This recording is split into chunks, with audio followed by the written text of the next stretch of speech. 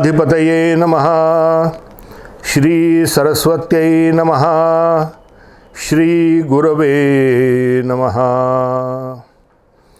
गजानना गुणागरा परममंगला पावना, अशीव अवगे हरी दुरित ते विदुर्वासना। नसे त्रिभुवनामध्ये तुझ विणे आम्हा आसरा, करी पदनतावरी बहुदयान रोषाधरा। सद्गुरु श्री गजानन महाराज की जय।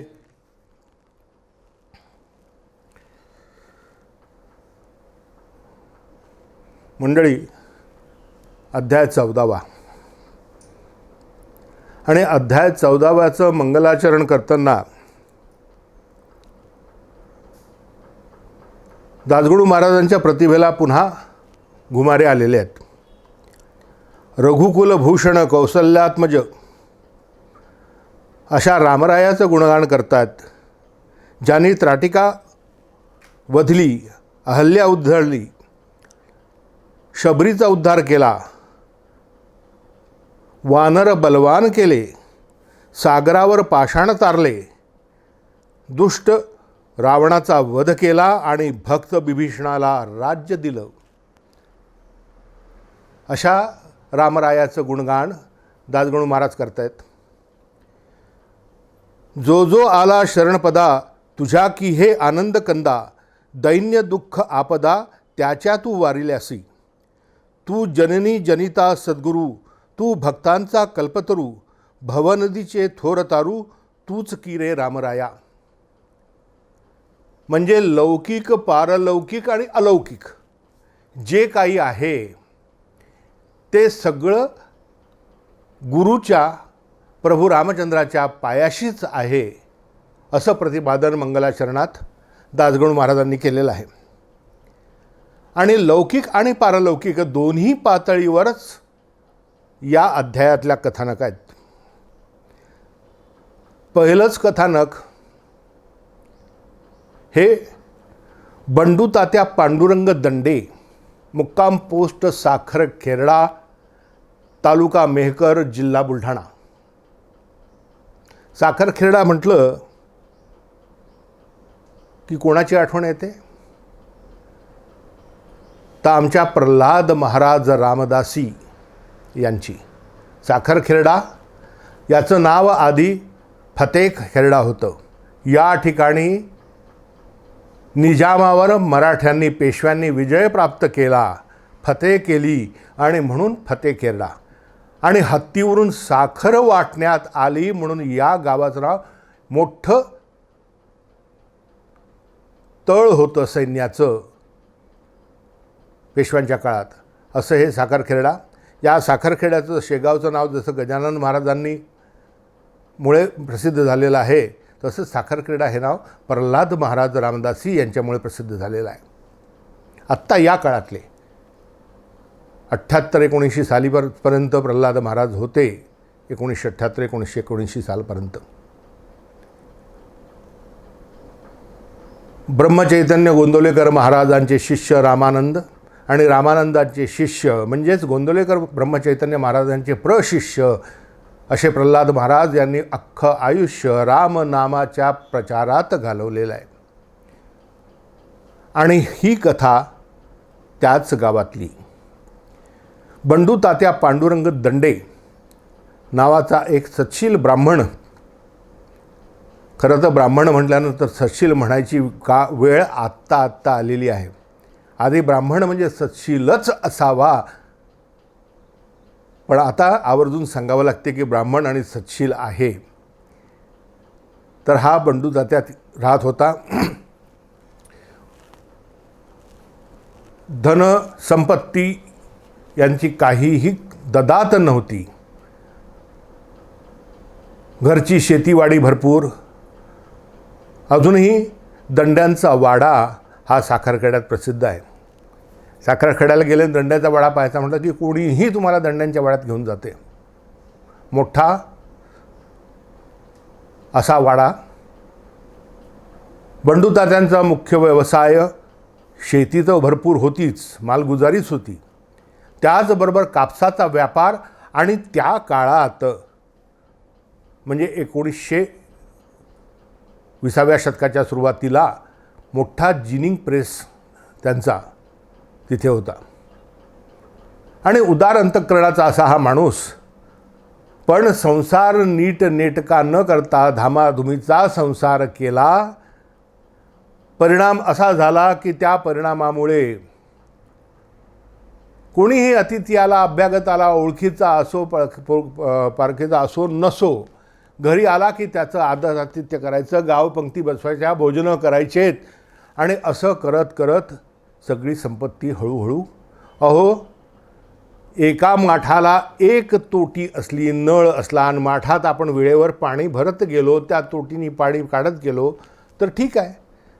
पण कामकाळच्या गणिताप्रमाणे एका माठाला 4 तोट्या असल्या आणि वरतून पाणी टाकलंच नाही तर तो माठ कसा ताबडतोब रिकामा होईल. तशीच गत बंडू तात्याच्या संसाराची झाली. हळूहळू शेत, घर, दार गहाण पडलं, कर्ज झालं. आणि कर्ज झाल्यावर 1 वर्षी त्या जिनिंग प्रेसला आग लागली. कापूस होता तो भस्मसात झाला, मोठं नुकसान झालं आणि अक्षरशः भीक लागायची वेळ आली. गावातली पत उडून गेली. ज्यांच्याकडनं कर्ज घेतलं होतं ते कर्जदार कर्जाची वसुली करायला तगादे करू लागलेत. घरात इज्जत उरली नाही. नातेवाईकांनी बहिष्कार टाकला. सुख के सब साथी दुख में न कोय ही गत झाली. दुःखाच्या वेळा कोणीच जवळ नसते, सुखाचे सगळे सोबती. दुःखात कोणीही बरोबर येत नाही. आणि अशी या बंडू तात्याची परिस्थिती झाली. आणि मग त्याने विचार केला की जगण्यात काही अर्थ नाही, आत्महत्या करावी. कथा भाग तुम्हाला माहिती आहे, त्याच्या खोलात शिरत नाही. आणि हा आत्महत्या करायच्या उद्देशाने निघाला, पण जवळपास कुठे मेलो आणि आत्महत्येचा प्रयत्न फसला तर काय. म्हणून याने ठरवलं की हिमालयात जाऊन जीव द्यायचा. म्हणून हा रेल्वे स्टेशनवर गेला, हरिद्वारचं तिकीट काढायला गेला. तेवढ्यात तिथे त्याला एक ब्राह्मण भेटला आणि म्हणाले, अरे हिमालयात जायच्या आधी एकदा महाराजांचं दर्शन तर घे. तू महाराजांचा भक्त म्हणतोस ना, महाराजांचा भक्त म्हणतो तर शेगावला जा, महाराजांचं दर्शन घेऊन मग कुठे जायचं तिथे जा. आणि बंडू तात्याला उपरती झाली. अंगाला राख फासली होती, लंगोटी ओळख बुजवण्यासाठी लंगोटी लावली होती आणि सगळे आपले कपडे वगैरे काढून ठेवले होते. तसाच हा बंडू तात्या शेगावला आला, महाराजांच्या पाया पडला. आणि महाराज त्याला विचारतात, कारे देशी जाऊन प्राण हिमालयासी बंडू तात्या. अरे हिमालयात जाऊन जीव कशाला देतो आहेस. आणि मग महाराजांनी त्याला उद्बोधन केलेलं आहे. त्या उद्बोधनाचा सार असा की प्रपंच करावा नेटका मग घ्यावे परमार्थ. प्रपंच नेटका करायलाच हवं आणि प्रपंच हा सावधानपणे करायला हवा. आमचे समर्थ रामदास स्वामी म्हणतात, प्रपंची जो सावधान तो परमार्थ करील जाणं, प्रपंची जो अप्रमाण तो परमार्थी खोटा.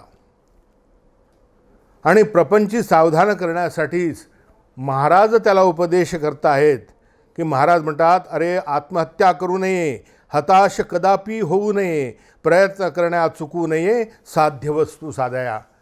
की माणसाने प्रयत्न नाही सोडायचेत. तुला व्यवहारात खोट आलेली आहे, प्रपंचात खोट आली आहे, परंतु प्रयत्न कर, तिथे हरून जाऊ नकोस. जनसुखाचे सोबती निर्वाणीचा श्रीपती हे न विसरता पुन्हा नव्या उभारीने समोर ये, पुन्हा कार्य कर. आणि तुला मदतच पाहिजे ना, तो श्रीपती आहे ना. जा, तुझ्या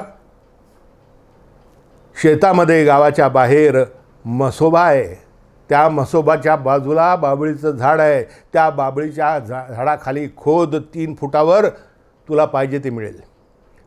आणि हे काम तू एकट्यानेच करायचं आहे. आणि मग बंडू तात्या रात्री निघाला, आपल्या गावी परत आला. रात्री 2 प्रहर झाल्यानंतर म्हणजे 12-12:30च्या सुमारासाला एकटाच गेला. बाबळीच्या खाली खोदलं, 3 फूट खाली त्याला एक तांब्याची घागर वेळणी लावलेली आणि त्या घागरीत 400 सुवर्णमुद्रा असा खजिना सापडला, धन सापडलं. आणि तिथे जय गजानन जय गजानन जय गजानन ती घागर हातात घेऊन त्यांनी नाचायला सुरुवात केलेली आहे. महाराजांना उधळपट्टी आवडत नाही, म्हणून महाराज त्याला सांगतात की बाबा रे, उधळेपणाने संसार करू नको, नीट नेटका सावधपणे संसार कर. आणि यांनी त्या 400 सुवर्णमुद्राच्या आधारे आपलं सगळं कर्ज फेडलेलं आहे. कर्ज फेडून मग हा शेगावला मोठं ब्राह्मण भोजन घातलं. शेगावला दानधर्म मोठ्या प्रमाणात केला आणि महाराजांच्या चरणी लोटांगण घातलं आहे. तर महाराज म्हणतात, बाबा रे, हे मला कशाला नमस्कार करतो, ज्याने तुला हा धराचा हंडा दिला त्याला नमस्कार कर. कारण महाराजांना उपाधी नको होती. तू जाऊन त्याला वंदन कर, पण एक लक्षात ठेव, उधळपट्टी करू नकोस. जेवढं आवश्यक आहे तेवढाच खर्च करावा, प्रपंच नेटका करावा. आणि परमार्थाला ज्याने तुला हा धनाचा साठा दिला त्या परमेश्वराचा विसर कधीच पडू देऊ नकोस. ही अशी कथा झाली आमच्या बंडूतात्या पांडुरंग दंडे यांची. आणि लगेच दुसऱ्या कथानकाकडे वळू. काय शिकायचं आहे हो या बंडूतात्याच्या ह्याच्याकडनं? 3 गोष्टी शिकायच्या आहेत. की उगीच दाखवीपणा करण्यासाठी की मी किती मोठा, मग नातेवाईक आले की करा वर्णापूर्णाचा स्वयंपाक. बरं, नातेवाईकांसाठी जे आलेत पाहुणे त्यांना गोडधोडाचं खाऊ घालं, त्याच्यासाठी गाव जेवण प्रत्येक वेळा. नुकसान झालं धंदा करताना, व्यवसाय करताना, शेती करताना, जिनिंग प्रेसिंग कापला आग लागली, तर नेटाने त्याच्या दृष्टीने प्रयत्न करायचा की ही काळजी कशी घ्यायची. व्यवहारात काळजी महत्त्वाची, सावधपणा महत्त्वाचा. हा सावधपणा बंडू तात्या आपल्याला शिकवतो या अध्यायाच्या कथानकाद्वारे, की माणसाने प्रपंच करताना सावधान राहा. म्हणूनच समर्थ म्हणतात की प्रपंची जो सावधान तोच परमार्थ करी जाणं, प्रपंची जो अप्रमाण तो परमार्थी खोटा. की जो माणूस प्रपंच व्यवस्थित करू शकत नाही तो परमार्थ काय कपाळ करणार. आधी जे सोपं आहे, परमार्थ अधिक कठीण आहे. आधी जे सोपं आहे ते नीट नेटकं करायला पाहिजे. व्यवहार आणि परमार्थ या दोन्ही बाजू सामान्य माणसाच्या जीवनात अनन्यसाधारण महत्त्व ठेवणारे आहेत. आणि ह्या महत्त्व आपण विसरता कामा नये. प्रपंच व्यवस्थित करावा, नाहीतर अर्धवट प्रपंच, तिथे लक्ष लागत नाही, तिथे यश मिळत नाही, तिथे अपयशी ठरतो प्रपंचात माणूस आणि मग परमार्थाच्या मागे लागतो. हे स्मशान वैराग्य झालं. याला समर्थ रामदास स्वामी हेकाड वैराग्य म्हणतात. हेकाड पिस हा शब्द वापरला आहे समर्थांनी, की हे वैराग्य खरं वैराग्य नाही, ते क्षणिक वैराग्य आहे, स्मशान वैराग्य आहे. अरे, प्रपंचात राहूनही तुम्हाला परमार्थाचा अभ्यास करता येतो हे विसरू नका. हेच गजानन महाराज काय, समर्थ रामदास स्वामी काय, दोघे जण तेच सांगतायत, तेच शिकवत आहेत. मग आहे त्या परिस्थितीला तोंड देत विपरीत परिस्थिती आली तर खंबीरपणे नेटाने उभं राहायचं, हताश व्हायचं नाही, निराशा पदरी पडू द्यायची नाही, नेटाने झुंजायचं परिस्थितीशी. नाही तर करोना म्हटलं की आमची पाचावर धारण बसते आणि आम्ही जणू काही हा करोना माझा गेल्या 7 जन्माचा वैरी माझ्यावरच घालणार या परिस्थितीने वागू लागतो. अरे, जे व्हायचं ते होईल ना. तुम्ही हताश कशाला होता, निराश कशाला होता. महाराज हेच शिकवत आहेत. खंबीरपणे तोंड द्या, व्यवस्थित वागा. वागण्यात भोपळसुतेपणा नको, तिथे खंबीरता हवी, तिथे धैर्य हवं, तिथे साहस हवं, पण आगाऊपणा नको. आणि असं जर जीवन जगलं तर परमार्थ आणि प्रपंच दोन्ही सहज आणि सुलभ होईल. आणि मग 1905 साल उजाडलं. 6 मार्च 1905 आणि मार्तंड पाटील, मारुती चंद्रभान पाटील, बंकटलाल अग्रवाल आणि बजरंगलाल अग्रवाल महाराजांच्या मागे लागले. शिवरात्रीचा उत्सव झाला. महाराज आता सोमवती अमावस्या येते, जी अमावस्या सोमवारी येते, त्या अमावस्येला सोमवती अमावस्या असं म्हणतात. सोमवती अमावस्याचा पर्व महत्त्व असं आहे की शिवपूजन करावं आणि महानदीचं स्नान करावं. यांनी महाराजांच्या मागे लागलेत आणि महाराजांना म्हणे की महाराज चला, आपल्याला आता ओंकारेश्वराला जायचं आहे आणि नर्मदा नदीचं स्नान करून ओंकारेश्वराचं दर्शन घ्यायचं आहे. आम्ही चौघजणं आपली तयारी करून आलेलो आहोत तुम्हाला घ्यायला सोबत. महाराज म्हणे, अरे आता तीर्थाचं या पर्वकाळाचं प्रयोजन मला राहिलेलं नाही, त्यामुळे माझी आवश्यकता नाही, तुम्ही खुशाल जा. पण यांनी हट्टाला पेटलेत. बालहट्ट. अरे बालांनीसुद्धा हट्ट कोणाजवळ करावा? मातेजवळच करावा. तसं शिष्यांनी हट्ट कोणाजवळ करावा? आपल्या गुरुमाऊलीजवळच करावा. तसे हे हट्टाला पेटले, नाही महाराज तुम्हाला आमच्यासोबत यावंच लागते, आम्ही तुम्हाला घेतल्याशिवाय जाणार नाही आणि आम्हाला जायचंच आहे.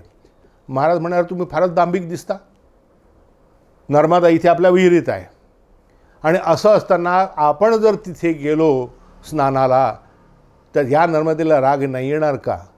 आणि मी तुम्हाला सांगतो की समर्थ म्हणाले, मी तेथं आल्या होईल विपरीत, मग मला बोल लावू नका.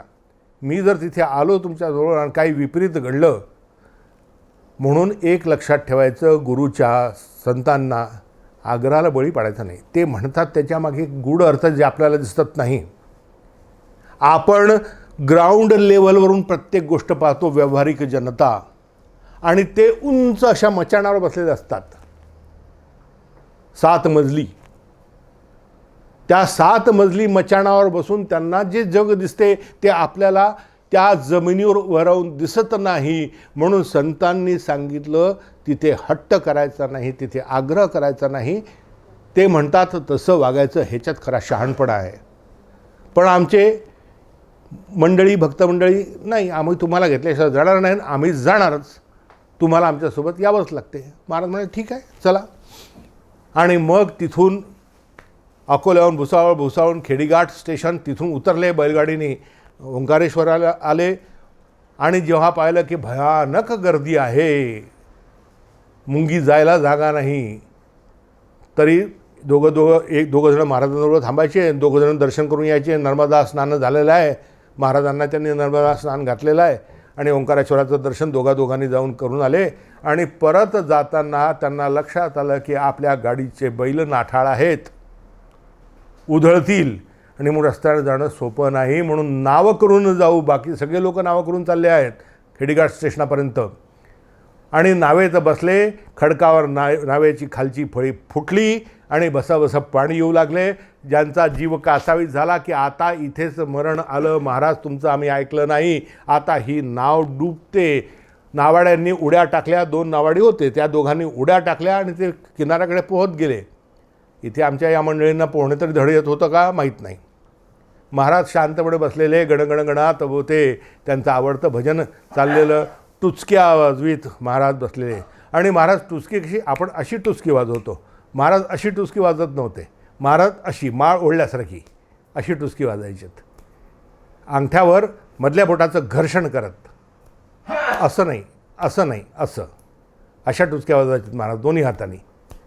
आणि त्यावेळेला महाराजांचं भजन चाललेलं आणि म्हणाले, कासावीस होऊ नका, त्या नर्मदेचा धावा करा, ती तुम्हाला बुडू देणार नाही. आणि खरंच तसंच झालं की त्या नाव चाललेली, डुबत चाललेली, अर्ध्याच्या वरती पाण्याने भरलेली 5 माणसं हेलकावे खात ही नाव चालली आणि साक्षात नर्मदा माता प्रकट झाली. कोळिणीचा धरिला वेश, मस्तकावरी कुरळ केश, असा तिने त्या नावेला हात दिलेला आहे. बंकटलालांनी ती काठापर्यंत ती नाव तशीच तिने ओढत आणली आपल्या हातावर घेऊन आणि ठेवली. बंकटलाल विचारतो की बाई तुम्ही कुठल्या कोण?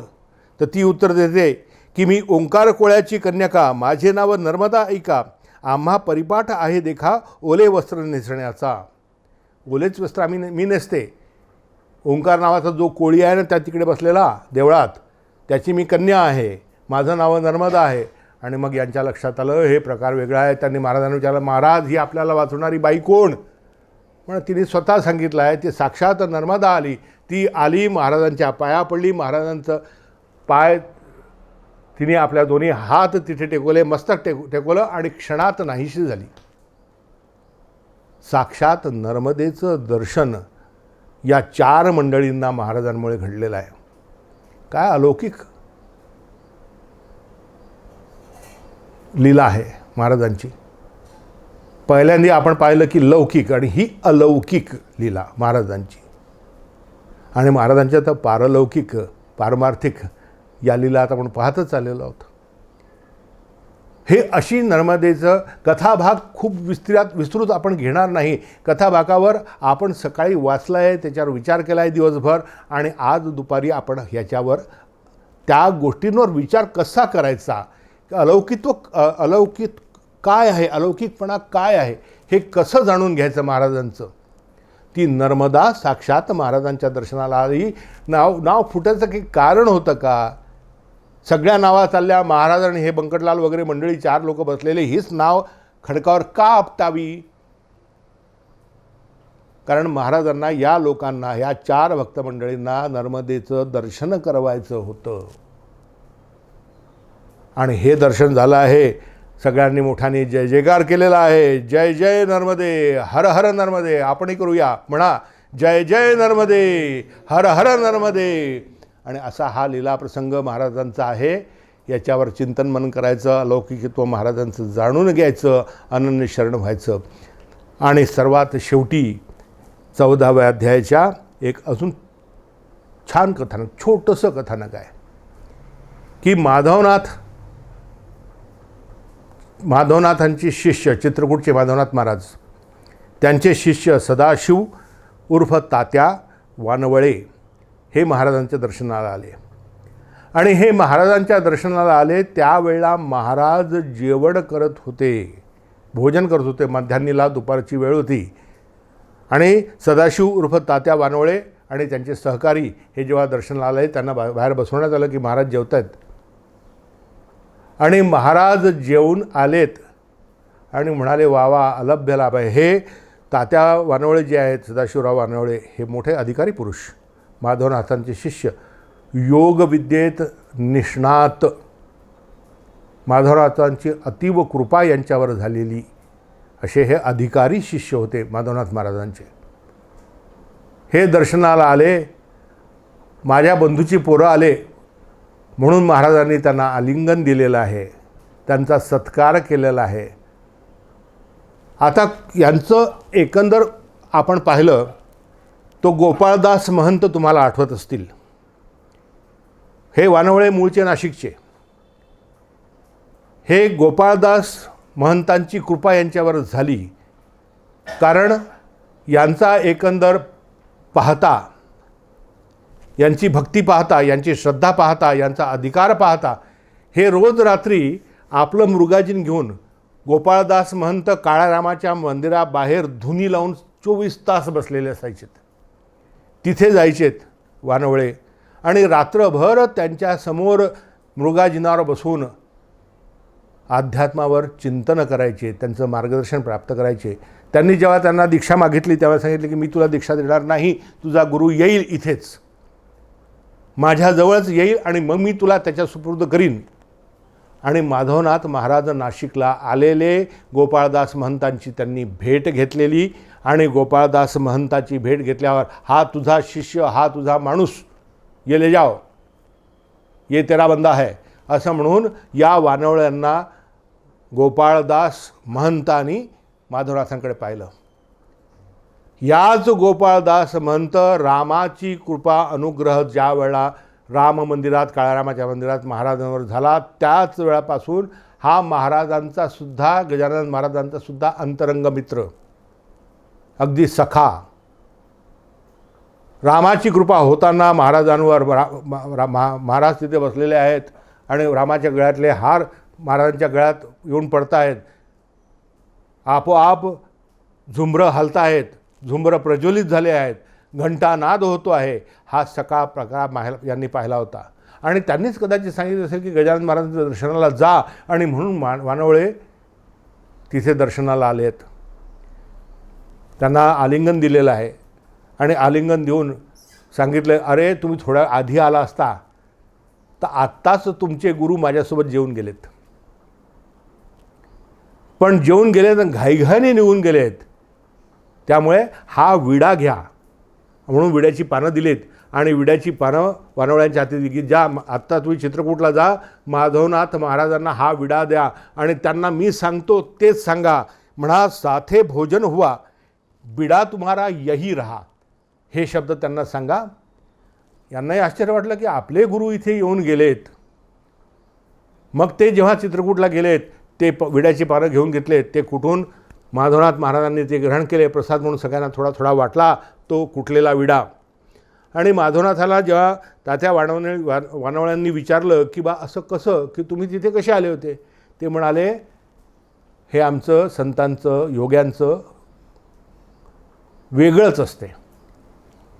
योगी आणि संतांची भेट जी होते ती स्मरण हीच भेट. जेवता जेवता त्यांनी माझं स्मरण केलं आणि आमची भेट झाली. ज्ञानेश्वर महाराजांनी चांगदेव वासष्टीमध्ये या संत भेटींचा उल्लेख मोठा केलेला आहे. योग्यांची संत भेट कशी असते, केवळ स्मरण मात्र भेट होती. अहो संत दिसती वेगळाले, परी ते अंतरी मिळालेले, अशी परिस्थिती आहे. आणि म्हणूनच शेख महम्मदांनी हे सगळे दाखले दासगणू महाराजांनी पोथीच्या शेवटी दिलेले आहेत. देहूला कीर्तन चाललं होतं तुकोबारायांचं आणि कीर्तन करता करता मंडपाला आग लागली, भीषण आग लागली आणि शेख महम्मद आपल्या जागेवर बसून आपल्या समोरचं पाणी उंजळी असे टाकत होते. शिष्याने विचारले की महाराज हे काय करता, तर शेख महम्मद यांनी उत्तर दिलं की देहूला आग लागली आहे तुकोबाची, तुकोबा कीर्तनात आहेत, लोक कीर्तनात तल्लीन झाले आहेत, देहबान हरवलेलं आहे आणि अशा वेळात ती आग त्या लोकांना त्रास देऊ शकते, म्हणून मी इथून आग विझवतो आहे. माणिक प्रभू एका ठिकाणी होते, पाटलाचा पुत्र, ह्या सगळ्या तुम्हाला संत कथा माहीत पाहिजेत. तो पाटलाचा पुत्र विहिरीत बुडून मरू लागला आणि दुसऱ्या 2 गावं 3 गावावर बुडून मरतो आहे, त्याला माणिक प्रभूंनी जागच्या जागी हात काढून वरती काढलं. एका भक्ताचं जहाज समुद्रात बुडत होतं. समर्थ रामदास स्वामी आपल्या शिष्यांसोबत बसून अध्यात्म चर्चा करत होती आणि त्या काही क्षणात समर्थ रामदास स्वामी पूर्ण सर्वांगाने थपथप ओले झालेत. का ओले झालेत? शिष्याने विचारलं, महाराज स्वामी समर्थ हे कसं तुम्ही ओले कसे? नाही काही नाही, 8 दिवसांनी तुम्हाला कळेल. आणि 8 दिवसानंतर तो शिष्य आला, व्यापारी शिष्य होता समर्थांचा. तो आपलं जहाज गलबत घेऊन अरबी समुद्रातून चालला होता. त्याचं समुद्रात जहाज बुडू लागलं. तो आला आणि त्यांनी शिष्याने सांगितले की त्या दिवशी समर्थ आले, माझं जहाज बुडत असताना त्यांनी किनाऱ्यावर उडी मारली, पाहता पाहता जहाजाजवळ आलेत आणि जहाज वरती काढलं आणि किनाऱ्यापर्यंत ते सोबत होते आणि मग आले. तर इथे बसल्या बसल्या महाराज समर्थ रामदास स्वामीसुद्धा ओले होतात. तसंच या संतांच्या भेटी अशा होत राहतात. ह्याच्यामध्ये चेष्टेचा विषय नाही, टवाळकीचा विषय नाही, विज्ञानाचा विषय तर नाहीच नाही. विज्ञान म्हणजे आपण ज्याला सायन्स म्हणतो हे विशेष ज्ञान आहे. विज्ञान म्हणजे ज्याला आपण विज्ञान म्हणजे सायन्स ज्याला म्हणतो ते नाही. विज्ञान म्हणजे विशेष ज्ञान.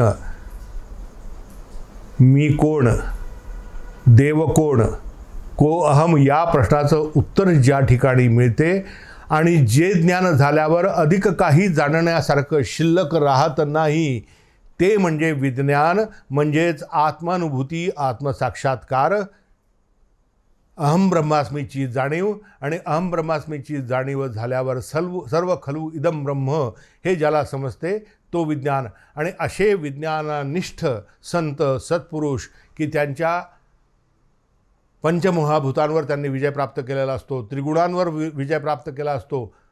आणि अशा वेळात ते जे काही कृती करतात ते तुमच्या माझ्या सामान्य बुद्धीला समजत नाही, म्हणून ते आपल्याला चमत्कार वाटतात. आणि असे चमत्कार संतांच्या बाबतीत वारंवार घडत असतात. हेच अलौकिकपणा जो संतांचा आहे तो असा आहे.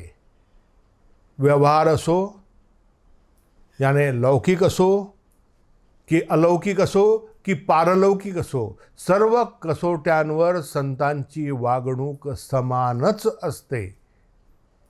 आणि हेच जाणण्यासाठी आपण हा प्रयास करतो. गजानन विजय ग्रंथाचं पारायण करतो, अध्याय वाचतो, त्यातलं गर्भ काय आहे, सत्व काय आहे, सार काय आहे हे समजून घ्यायचा प्रयत्न करतो. तोच अखंड करत राहायचा, महाराजांच्या सन्निध राहायचं, शरण जायचं, त्यांच्याकडूनच त्यांच्या लीला त्यांनीच आपल्याला समजून सांगाव्या अशी प्रार्थना करायची. हा अध्याय 14वा आपण इथेच संपवतो आहे. शुभम भवतु. सद्गुरु श्री गजानन महाराज की जय.